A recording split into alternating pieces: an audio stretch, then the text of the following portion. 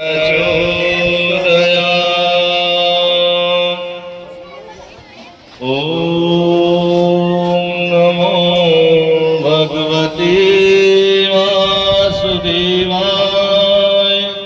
ॐ नमो भगवते वासुदेवाय। ॐ नमो भगवते वासुदेवा।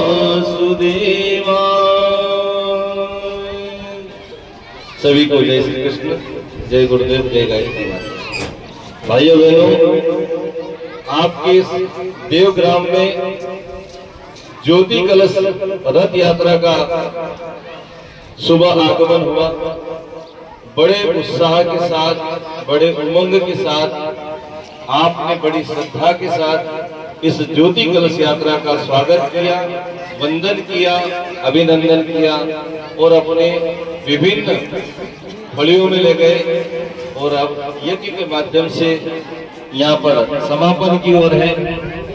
आपको बता दें, ये रथ शांतिकुंज हरिद्वार से वहाँ की दिव्य शक्ति को साथ में लेकर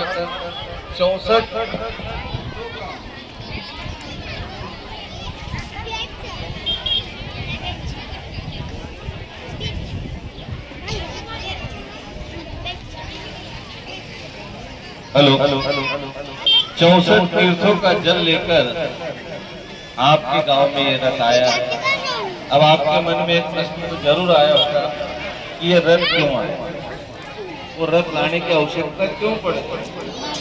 तो आपको बता दें कि परम पूज्य गुरुदेव ने सन 1926 में, आज से ठीक 99 साल पहले, अपनी पूजा की कोठरी में एक दीपक जलाया। दीपक हम भी जलाते हैं, गुरुजी ने भी जलाया, और वहां पर मंत्र का जप कर रहे थे। तो उसी दीपक के अंदर से एक बाबा प्रकट हुए, जिनको हम दादा गुरुदेव कहते हैं, स्वामी सर्वेशानंद जी, जो परम पूज्य गुरुदेव के गुरु हैं और जिनकी आयु उम्र लगभग 800 वर्ष है। कितने साल है? 800 साल, जो आज भी हिमालय में है। उनने उनको दर्शन दिए। कहाँ से दर्शन दिए? दीपक में से प्रकट हुए, दीपक की ज्योति में से प्रकट हुए। और गुरुदेव को कहा कि आपको दुनिया को बदलना है, मानव को अच्छी शिक्षा देना है, मनुष्य को देवता बनाना है, धरती पर स्वर्ग लाना है। तो वो दीपक में से जहाँ दादा गुरुदेव प्रकट हुए, वो दीपक आज तक जल रहा है। और दीपक को जलते जलते 99 वर्ष हो गए और अब 100 वर्ष होने जा रहे हैं। अगले साल 2036 में जनवरी में 20 जनवरी को ये पूरा 100 साल हो जाएंगे। तो उस दीपक के प्राकट्य के 100 साल होने के उपलक्ष्य में उसकी शताब्दी मना रहा है गायत्री परिवार। तो उस दीपक को गांव गांव घुमाया जा रहा है। क्यों घुमाया जा रहा है? वहां जल रहा है, वहां की शक्ति हर व्यक्ति के अंतःकरण में जागृत हो। हमारे अंदर भी दीप जल रहा है। कौन सा? आत्मा का दीपक। आत्मा की ज्योति बुझ जाए तो आदमी खत्म। न हिले न डुले, उसको कहे राम राम बोल तो कहे बोले। जीवित आदमी भगवान का नाम ले सकता, लेकिन जो ज्योति बुझ जाती है वो नहीं ले सकता, सब बन जाता है। तो उस दीपक के प्राकट्य के 100 वर्ष होने के उपलक्ष्य में, साथ ही उसी दिन से गुरुदेव ने साधना आरंभ की। 24 साल की, 24 लाख के 24 महापुरुषों गायत्री मंत्र की धरती पर करने वाले विश्वामित्र के बाद ऋषि परम पूज्य गुरुदेव, जिनने माँ गायत्री के साक्षात दर्शन किए और उनका आशीर्वाद लेकर पूरे विश्व में दुनिया को बदलने के लिए, मानव को बदलने के लिए, इंसान को बदलने के लिए जो है विचार क्रांति अभियान चलाया और गायत्री परिवार का निर्माण किया। तो 100 साल उस साधना को भी हो गए। और तीसरा कारण, परम वंदनीय माता जी, जो गुरुदेव के साथ उनकी धर्म पत्नी है, जिनको हम गुरु माता कहते हैं, वंदनीय माता कहते हैं, उनकी भी शताब्दी मना रहे। 100 साल उनको भी, जो 20 सितंबर 1900 26 में उनका अवतरण हुआ था। 20 सितंबर 2026 को उनको भी 100 साल पूरे हो रहे हैं। तो इस उपलक्ष्य में उनकी शताब्दी मनाई जाएगी। तो इसलिए ये रथ आपके गांव में आया है। अब ये रथ क्या कह रहा है? भाई आया है तो क्यों आया? घुमा जी आपको बता दे किस लिए आया। अब ये रथ आपको क्या संदेश देने आया है? तो शांति कुंज ने 5 बातें बताई है कि हर मनुष्य को क्या करना है। पहला काम करना उपासना, अपने घर में भगवान के पास रोज बैठना। भगवान के पास बैठकर क्या करना? भगवान का नाम लेना। आप किसी का नाम लो, याद करो तो वो भी आपको याद करे। भाई अपन कोई को बंद कर दे, याद नहीं करे तो वो अपना भूल जाए कि हम तक बुलाओ का नहीं। जैसे रिश्तेदारी रहती, दूर का रिश्तेदार तो दूर का हो जाए, याद नहीं करे कौन बुझाए। तो भगवान को याद करो तो भगवान आपको याद करता है। एक बार नारद जी भगवान विष्णु के धाम वैकुंठ धाम जा रहे थे। तो उधर से भगवान के दूत आ रहे थे। तो उस दूत के हाथ में डायरी थी, किताब में जो नाम थे वो लेकर देवदूत धरती पर आ रहे थे। नारद जी ने उनसे पूछा, भैया तुम कहाँ जा रहे हो? धरती पर जा रहे हैं। बोले आपके हाथ में क्या किताब है? इस किताब में किनके नाम है? तो उन्होंने कहा, भाई इसमें उन लोगों के नाम है जो भगवान के सबसे बड़े भक्त हैं। तो नारद जी को बड़ी खुशी हुई, चलो भक्त मतलब अपन तो सबसे बड़े भक्त रात दिन नारायण नारायण करते हैं। तो उनने उस देवदूत से कहा कि अरे डायरी मेरे को दिखाना। डायरी देखी तो नारद जी का नाम ही नहीं था। नारद जी को बड़ा दुख हुआ कि मैं रात दिन भगवान का नाम लेता और मेरा नाम भक्त की सूची में नहीं। तो नारद जी बड़े निराश हो गए। थोड़े आगे बढ़े तो एक दूत और आया, उसके हाथ में एक डायरी थी। वो डायरी थोड़ी छोटी थी। तो उस डायरी को देखा तो नारद जी ने उससे भी पूछा कि भाई इस डायरी में क्या है? तो उस दूत ने कहा, इस डायरी में उन लोगों के नाम है जिसको भगवान याद करते हैं। भगवान जिसको याद करते उनके नाम इसमें। मत रोको। इनका भी मेरे को दिखाओ। तो जैसे ही डायरी खोली तो सबसे पहला नाम किसका था? नारद जी का। तो हम कौन से भक्त बनना चाहते हैं? भगवान की उस डायरी में अपन नाम लिखाना चाहते हैं जिसमें हमारा नाम हो, लेकिन हम उस डायरी में नाम लिखा जिसमें भगवान हमको याद करे। तो उपासना का मतलब हम भगवान के रोज पास में बैठकर उनको याद करें। गायत्री मंत्र बोले, ओम नमः शिवाय बोले, ओम नमो भगवते वासुदेवाय बोले। जो भगवान का नाम अच्छा लगे वो बोलो। सब नाम अच्छे भगवान, अपने को जो अच्छा लगे वो बोलो, कोई नुकसान नहीं। उपासना करें, शांति कुंज कह रहा है। दूसरा शांति कुंज ये कह रहा है कि साधना करें। अब साधना क्या होगी? भगवान का नाम लेना तो समझ में आ गया, और साधना का मतलब क्या है? तो शांति कुंज ने कहा कि साधना का मतलब है अपने अंदर की कमियों को दूर करना। अपने अंदर कोई बुराई है तो अपने को दूर करना, दूसरा कोई नहीं कर सकता। अपने को कोई नहीं बदल सकता जब तक अपन बदलने के लिए तैयार नहीं हो सकते हैं। हमारा मन खराब हो सकता है। इसलिए हम जो है भगवान का नाम तो ले, भगवान का नाम तो ले, लेकिन साथ साथ में अपनी कमियों को भी दूर करें, अपना सुधार करें। गुरुदेव ने कहा हम बदलेंगे, युग बदलेगा। हम सुधरेंगे, युग सुधरेगा। कब?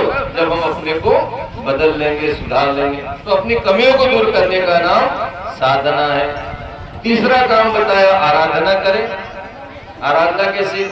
कोई भी अच्छा काम हो रहा है तो अपना समय दे दे। अभी जैसे रथ निकला तो बहुत सारे भाई बहन आ गए, ये आराधना है। इससे किसका भला होगा? समाज का भला होगा। जहाँ जहाँ रथ गया लोगों को संदेश मिला, हरिद्वार का रथ आ गया, गंगा माता के दर्शन हो गए। अभी वहां जाते तो गंगा जाने के लिए कितना पैसा लगता, कितना समय लगता, और हर आदमी नहीं जा सकता। तो गंगा माता वहां से चल के अपने गांव में आ गए, तो दर्शन तो कर सकते हैं। तो आप सब लोगों को दर्शन कराइए, आराधना, समाज की सेवा करना आराधना। और दो काम गुरुदेव ने बताए हैं, समयदान और अंशदान। समयदान किसके लिए? भगवान के काम के लिए। जहाँ भी भगवान का काम हो वहां पर समय देना, और जहाँ भगवान का काम हो अंशदान करना। अभी कोई भी काम हो तो पैसा तो लगे। अभी यहाँ कार्यक्रम करा तो इसमें भी खर्चा आया, अभी यहाँ भोजन भी सबके लिए करा तो सबके सहयोग से होगा, एक अकेला कैसे करेगा। तो इसमें अपना सहयोग करना, अच्छे काम में अपनी कमाई का कुछ अंश पैसा लगाना। आपके यहाँ व्रत आया तो ये व्रत भी चल रहा, तो इसमें भी खर्चा भी हो रहा, वहां पर दान पात्र है, किसी को देना चाहे श्रद्धा से, मांगा किसी से नहीं जा रहा, पर किसी को देना हो तो दान पात्र में डाल सकते हैं, ताकि आपका भी एक अंश गंगा माता के हरिद्वार चला जाएगा। रथ जाएगा हरिद्वार वापस, तो ये आपका पैसा भी वहां जाएगा, तो आपका भी अंश लग जाए। आपका समय आपने लगाया, सुबह से आप लगे हो, अभी दोपहर हो गई तब तक भी आप लगे हो। ये 5 काम बताए हैं। और जन्म शताब्दी में हम गांव-गांव में लोगों को अच्छे काम के लिए प्रेरणाएं दें, छोटे छोटे कार्यक्रम करें। अभी इतने लोगों को जुटाना तो आसान नहीं है, पर किसी भी गांव 5-25 लोग इकट्ठे हो जाए, वहाँ छोटा सा दीप रखे, उनको ज्ञान की बात बताए, सत्संग करे, भजन करे, और उससे सुधार होगा। तो ये शांति गुण का संदेश लेकर ये रथ आया है। हम सभी गांव-गांव जाए, घर घर जाए, हर मन को जागृत करें कि भैया दुनिया बदलने वाली है, दुनिया में बदलाव होने वाला है, हम भी बदल जाए, बाद में हमें पछताना न पड़े, अच्छे काम हम करते रहे, अच्छे कामों में अपना तन मन धन लगता रहे, ऐसा भाव लेकर शांति गुण का यह संदेश आपको बताने आए हैं। संदेश तो बड़ा है, लेकिन अब सब लोगों को समय भी है, ये अगले गांव में रह जाएगा, क्योंकि शाम को 5-6 बजे वासनी में अगला कार्यक्रम दीप यज्ञ का है, तो वहां भी ये संदेश वहां जाएगा और वहां पर होगा भोजन भोजन भोजन होगा भोजन। बहुत बढ़िया, वासनी की टीम इतने दिनों से लगी है, तो आज उनके गांव में दिन के इसलिए उनको जल्दी वहां तैयारी करने जाना पड़ेगा। ये रथ वही जाने वाला है, इसके बाद ये वहां तैयारी करेंगे, वहां भी लोगों को इकट्ठा करेंगे। सभी भाई बहन गुरुदेव के संदेश को सुनने आए, बात तो बड़ी है, पर आप उसको समझे, मन को पवित्र करें। और हर व्यक्ति गंगा नहीं नहा सकता है। एक आदमी गंगा नहाने गया तो उसने वहां महात्मा बैठे थे, संत बैठे थे, तो उसने पूछा कि भाई गंगा में नहाने से क्या होता है। तो उस आदमी ने, महात्मा ने कहा कि गंगा में नहाने से अपने पाप धुलते हैं। तो उस आदमी ने महात्मा को कहा कि महात्मा जी ये बताओ कि अपने पाप तो धुल जाएंगे, तो ये पाप जाएंगे का गंगा में? तो गंगा पापी हो जाएगी, क्या होगा? गंगा में पाप चले जाएंगे। तो हमने तो धो दिए, तो पाप कहाँ गया? गंगा में। तो इसका होगा क्या? तो उन्होंने कहा भाई मैं अभी तो नहीं बताऊंगा, मैं भगवान से पूछ के बताऊंगा। महात्मा ने अपने सुबह की साधना की और देवताओं से पूछा कि भाई ये गंगा में कोई लोग नहाते हैं तो पाप धोते हैं, ये पाप जाते कहाँ है? तो भगवान देवताओं ने उस महात्मा को कहा कि भैया जो इस गंगा में नहाएगा उसके पाप यदि धुलेंगे तो पाप कहाँ जाएंगे? बोले ये समुद्र में गंगा बह के जाएगी, गोमुख से गंगा निकली है तो कहाँ जाएगी? गंगा सागर में गिरेगी, तो कहाँ जाएंगे? समुद्र में चले जाएंगे। बोले समुद्र से पाप कहाँ जाएंगे? तो बोले समुद्र में गर्मी पड़ेगी, उससे बादल बनेंगे, वाष्प बनेगा, तो वो बादल में चले जाएंगे। फिर बादल से कहाँ जाएगा? बोले बारिश होगी, तो धरती पर वापस पाप आ जाएंगे। फिर कहाँ जाएंगे? खेत में जाएंगे, उससे फसल पकेगी। फिर कहाँ जाएंगे? फसल को जो खाएगा वहां चले जाएंगे। तो वो अन्न वहां जाएगा जहां पर वैसी वृत्ति का व्यक्ति होगा, वो अनाज उस व्यक्ति पर पहुंचेगा जिसको पाप मिलना है, पुण्य मिलना वहां नहीं जाएगा। आप देख लेना, इसलिए हमारे धर्म शास्त्र कहते हैं दाने दाने पर लिखा खाने वाले का नाम। यदि नहीं लिखा हो तो आप खाते हो तो भी मुंह से, हाथ से गिर जाएगा, मुंह से गिर जाएगा। क्यों? कि भगवान उसको वही अन्न देंगे जो उसके अनुरूप हो। पापी को पाप वाला अन्न मिलेगा, पुण्य आत्मा को पुण्य वाला अन्न मिलेगा। और ऐसी व्यवस्था भगवान ने बना दी है। तो गंगा नहाने से पाप धुलते हैं, लेकिन एक शर्त है कि पाप धोने के साथ एक संकल्प भी होना चाहिए कि आगे कोई पाप में नहीं करूं। तब पाप धोएगी वो, नियम है उसका। गंगा माता को बोलो कि भाई मैं जीवन में अब कभी पाप नहीं करूंगा, तो गंगा धोती है। नहीं तो आदमी यदि डुबकी लगाकर सारे पाप उसके साथ में जुड़ जाएंगे और पाप बढ़ जाएंगे। इसलिए हम सभी तन को धोने के साथ साथ मन को भी धो ले। तन धोया और मन नहीं धोया तो फिर गंगा नहाने से कोई फायदा होने वाला नहीं है। गंगा माता जो अपने गांव में आई है, 64 तीर्थ का जल उसमें आया है, यह संदेश लेकर आई है कि हर व्यक्ति अपने मन को तन के साथ साथ पवित्र बनाए। हम अच्छा सोचे, अच्छा करें, अच्छा होने लगेगा। गुरुदेव कहते हैं जो जैसा सोचता है करता वो वैसा बन जाता है। तो हम सभी अच्छे काम करने लग गए तो अच्छा होने भी लग जाएगा। अच्छा सोचे, अच्छा करे तो अच्छा होगा। आपके गांव में इतना शानदार यहाँ पर 9 पुण्य यज्ञ पहले हुआ था, उसके बाद उसका और आप लोगों का पुण्य बढ़ा तो इतनी बड़ी नागर जी महाराज की कथा हो गई। और देखो कुछ ही समय बाद ये इतना बड़ा रथ भी आपके गांव में आ गया। मेरे तो गढ़वानी तहसील के 150 से अधिक गांव है और ये रथ 10 गांव में ही जाएगा। तो आपके गांव का चयन हुआ, इसका मतलब आपके पुण्य ज्यादा है, आप पुण्यशाली लोग हैं। आपके पुण्य इतने प्रबल है कि रथ आपके गांव में आया और आपके प्रयास से और भी छोटे छोटे गांव में पहुंच गया। ये आपका पुण्य इतना प्रबल है। ये तो ये रथ सब दूर नहीं जा रहा है, गिने चुने गांव में ही जा रहा है। और आप सभी ने इतना समय दिया, आप सभी को गायत्री परिवार की ओर से बहुत बहुत धन्यवाद। कुछ बातें हमारे गायत्री परिवार ट्रस्ट के अध्यक्ष आदरणीय श्री मोहनलाल जी पाटीदार साहब बताएंगे और उसके बाद आज का कार्यक्रम संपन्न होगा। ओम शांति। बोलो गायत्री माता की, भोलेनाथ भगवान की, सियावर रामचंद्र भगवान की, हनुमान जी महाराज की। सभी को राम राम। गांव के वरिष्ठ हमारे मल्ला बाबा बहुत भावुक हो गए थे मुझे देखकर, और मैं भी भावुक हो गया था, क्योंकि पुण्य मल्ला बाबा ने और इनके सहयोग से, इनके बेटे के द्वारा और इनके परिवार के द्वारा भी बहुत अच्छा सहयोग रहा। और गुरुदेव माता जी, भगवान महाकाल से हम प्रार्थना करते हैं कि और इतने माता बहनें अपने अपने घर से एक जैसी ड्रेस पहनकर आई है। हम बड़े बड़े समाज में रहते हैं, मैं खुद पाटीदार समाज और बड़े बड़े 200-300 घरों के गांव में रहता हूं, पर इतनी बड़ी संख्या में